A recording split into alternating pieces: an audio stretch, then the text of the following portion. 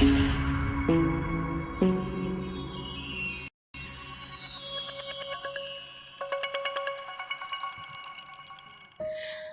Friends, ಎಲ್ಲರಿಗೂ ಕೂಡ ನಮಸ್ಕಾರಗಳನ್ನು ಹೇಳ್ತಾ ಇವತ್ತಿನ ವಿಡಿಯೋದಲ್ಲಿ ಒಂದು ಅದ್ಭುತವಾಗಿರ್ತಕ್ಕಂತಹ ಮುಖ್ಯವಾದ ವಿಚಾರವನ್ನು ಚರ್ಚೆ ಮಾಡೋಣ. ಅದಕ್ಕಾಗಿ ಈ ಒಂದು ವಿಡಿಯೋನ ಪೂರ್ತಿಯಾಗಿ ಕೊನೆವರೆಗೂ ನೋಡಿ. ಹಾಗೇನೆ ನೀವೇನಾದರೂ ನಮ್ಮ ಯೂಟ್ಯೂಬ್ ಚಾನಲ್ಗೆ ಹೊಸಬರಾಗಿದ್ರೆ ಈಗಲೇ ನಮ್ಮ ಒಂದು ಯೂಟ್ಯೂಬ್ ಚಾನಲನ್ನು ಸಬ್ಸ್ಕ್ರೈಬ್ ಮಾಡ್ಕೊಳ್ಳಿ. ಅದರಿಂದ ನಿಮಗೆ ಬಹಳಷ್ಟು ಮಾಹಿತಿಗಳು ಸಿಗುತ್ತೆ. ಹಾಗಾದರೆ ಬನ್ನಿ ಇವತ್ತಿನ ಮಾಹಿತಿನ ಶುರು ಮಾಡೋಣ.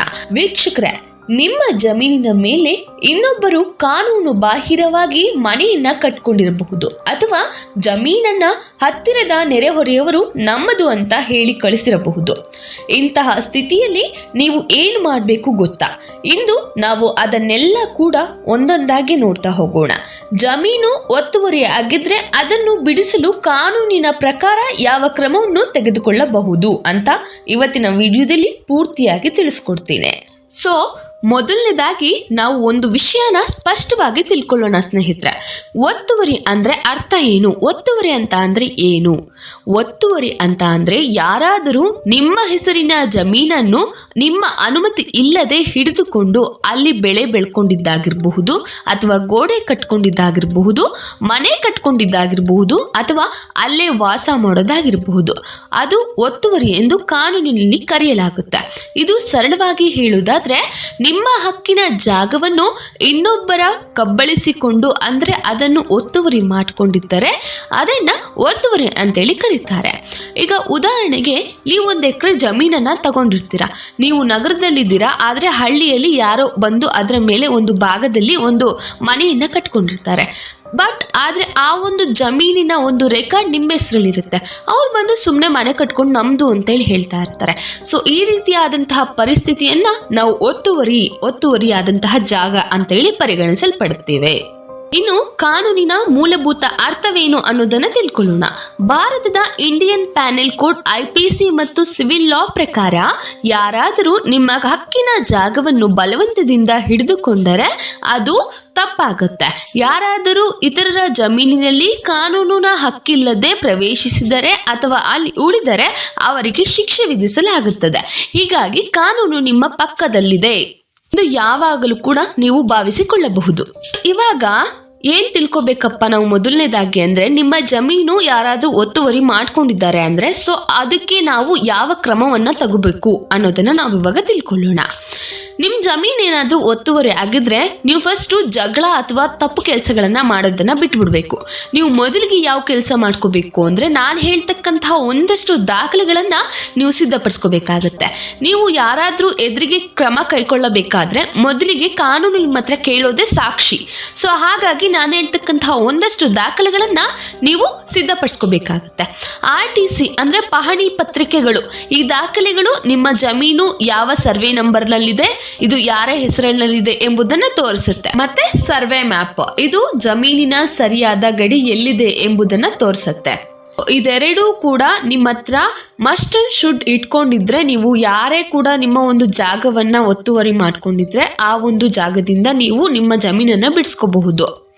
ಇನ್ನು ಏನು ಅಂದ್ರೆ, ಈ ದಾಖಲೆಗಳು ಸಿದ್ಧವಾದ ಮೇಲೆ ನೀವು ಮೊದಲು ಹೋಗಬೇಕಾದಂತಹ ಸ್ಥಳ ತಾಲೂಕು ಕಚೇರಿ ಅಥವಾ ಗ್ರಾಮ ಪಂಚಾಯಿತಿ ಕಚೇರಿ.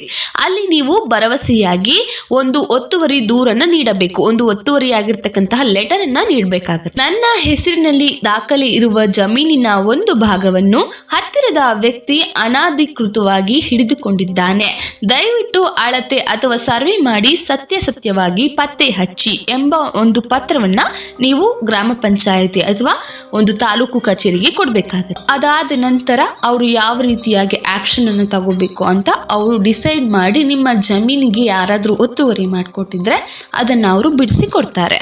ಸರ್ವೆ ವರದಿ ನಿಮ್ಮ ಪಕ್ಕದಲ್ಲಿದ್ದರೆ ಅದೇ ನಿಮ್ಮ ಕಾನೂನು ಹಕ್ಕಿನ ದೊಡ್ಡ ಬಲವಾಗುತ್ತೆ. ಅಂದ್ರೆ ಸರ್ವೆ ವರದಿ ನಿಮ್ಮ ಪಕ್ಕದಲ್ಲಿ ಏನಾದ್ರೂ ಇದೆ ಅದು ನಿಮ್ಗೆ ಒಳ್ಳೆಯ ಒಂದು ಬೆನಿಫಿಟ್ ಅನ್ನ ಕೊಡುತ್ತೆ. ಆ ವರದಿಯನ್ನ ನಂತರ ನೀವು ಪೊಲೀಸ್ ಠಾಣೆಗೆ ಅಥವಾ ನ್ಯಾಯಾಲಯಕ್ಕೆ ಸಾಕ್ಷಿಯಾಗಿ ಬಳಸಬಹುದು. ಹೀಗಾಗಿ ಜಮೀನು ಒತ್ತುವರಿ ಆಗಿದ್ರೆ ಮೊದಲ ಕೆಲಸ ಜಗಳ ಅಲ್ಲ, ದಾಖಲೆ ಮತ್ತು ದೂರು ದಾಖಲೆ ಇದ್ದರೆ ಕಾನೂನು ನಿಮಗೆ ನ್ಯಾಯ ಕೊಡಿಸುತ್ತೆ. ದಾಖಲೆ ಇಲ್ಲದಿದ್ದರೆ ನಿಜ ಹೇಳಿದ್ರು ಕೂಡ ಕಷ್ಟ ಆಗುತ್ತೆ. ಇವಾಗ ಪೊಲೀಸ್ ಸಹಾಯ ಪಡೆಯುವುದು ಹೇಗೆ ಅಂತೇಳಿ ನೋಡೋಣ. ಒತ್ತುವರಿ ಮಾಡಿರುವ ಜಾಗವನ್ನ ಬಿಡದೆ ಹೋದರೆ ನೀವು ಪೊಲೀಸ್ ಸ್ಟೇಷನ್ಗೆ ಹೋಗಿ ದೂರನ್ನ ನೀಡಬೇಕಾಗತ್ತೆ. ನನ್ನ ದಾಖಲೆಯ ಪ್ರಕಾರ ಈ ಜಾಗ ನಂದು, ಆದ್ರೆ ಈ ಒಬ್ಬ ವ್ಯಕ್ತಿ ಅನಧಿಕೃತವಾಗಿ ಕಬಳಿಸಿಕೊಂಡಿದ್ದಾನೆ, ದಯವಿಟ್ಟು ಇವರ ಮೇಲೆ ಕ್ರಮವನ್ನ ತೆಗೆದುಕೊಳ್ಳಿ ಅಂತೇಳಿ ನೀವು ಹೋಗಿ ಪೊಲೀಸ್ ಸ್ಟೇಷನ್ಗೆ ಕಂಪ್ಲೇಂಟ್ ಅನ್ನ ಕೊಟ್ರೆ ಅವರು ಕೂಡ ಬಂದು ನಿಮ್ಗೆ ಹೆಲ್ಪ್ ಮಾಡ್ತಾರೆ. ಇನ್ನು ನ್ಯಾಯಾಲಯ ನಿಮ್ಗೆ ಯಾವ ರೀತಿ ಸಪೋರ್ಟ್ ಮಾಡುತ್ತೆ ಅಂತೇಳಿ ನೋಡೋಣ.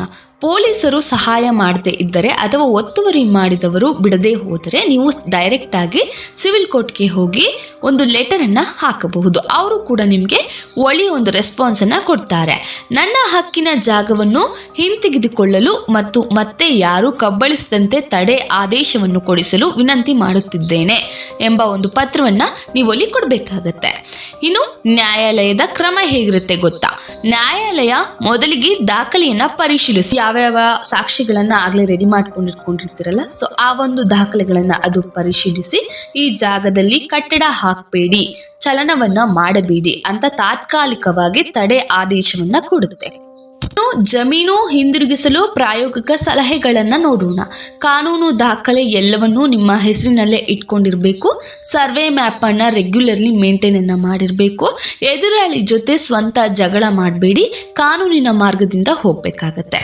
ಫೈನಲಿ ಹೇಳೋದಾದ್ರೆ ಸ್ನೇಹಿತರೆ, ಒತ್ತುವರಿ ಸಮಸ್ಯೆ ತುಂಬಾ ಜನರಿಗೆ ನಿತ್ಯ ನೋವನ್ನ ಕೊಡ್ತಾ ಇರುತ್ತೆ. ಆದ್ರೆ ನೆನಪಲ್ಲಿ ಇಟ್ಕೊಳ್ಳಿ, ನಿಮ್ಮ ಬಳಿ ದಾಖಲೆ ಇದ್ದರೆ ಕಾನೂನು ನಿಮ್ಗೆ ಪಕ್ಕದಲ್ಲಿದೆ ಎಂದು ಅರ್ಥವನ್ನ ಕೊಡುತ್ತೆ. ಭಯ ಬೇಡ, ಕ್ರಮವನ್ನ ಕೈಗೊಳ್ಳಿ. ಕಾನೂನಿನ ಪ್ರಕಾರವಾಗಿ ಮುನ್ನುಗ್ಗಿ ಜಯವನ್ನ ಗಳಿಸಬಹುದು. ಹಕ್ಕು ಕಳೆದುಕೊಂಡರೆ ದುಃಖ ಬೇಡ, ಕಾನೂನಿನ ಹಾದಿಯಲ್ಲಿ ನಡೆದರೆ ನ್ಯಾಯ ಸಿಗುತ್ತದೆ ಎಂಬುದು ನಮ್ಮೆಲ್ಲರ ಆಶಯವಾಗಿದೆ. ಈ ರೀತಿಯಾದಂತಹ ಸಮಸ್ಯೆಗಳು ಕಾಡ್ತಾ ಇದ್ರೆ ಅಥವಾ ಕಾನೂನಿನ ಪ್ರಕಾರವಾಗಿ ಇನ್ನಷ್ಟು ಬೇರೆ ರೀತಿಯ ಸಮಸ್ಯೆಗಳಿದ್ದರೆ ಅದನ್ನ ದಯವಿಟ್ಟು ಕಮೆಂಟ್ ಬಾಕ್ಸ್ನಲ್ಲಿ ಪ್ರಶ್ನೆಯನ್ನ ನಮಗೆ ಕೇಳಬಹುದು. ಹಾಗೆ ಈ ಒಂದು ಮಾಹಿತಿ ನಿಮಗೆ ಇಷ್ಟವಾಗಿದ್ರೆ ವಿಡಿಯೋಗೊಂದು ಲೈಕ್ ಮಾಡಿ, ಇದನ್ನ ನಿಮ್ಮ ಸ್ನೇಹಿತರೊಂದಿಗೆ ಹಂಚಿಕೊಳ್ಳೋದನ್ನ ಮರಿಬೇಡಿ. ಹಾಗೆ ಈ ವಿಡಿಯೋವನ್ನ ಕೊನೆಯವರೆಗೂ ನೋಡಿದ್ದಕ್ಕಾಗಿ ನಿಮಗೆ ಪ್ರೀತಿಯಿಂದ ಅನಂತ ಧನ್ಯವಾದಗಳನ್ನ ಹೇಳೋದಕ್ಕೆ ಇಷ್ಟಪಡ್ತೇನೆ.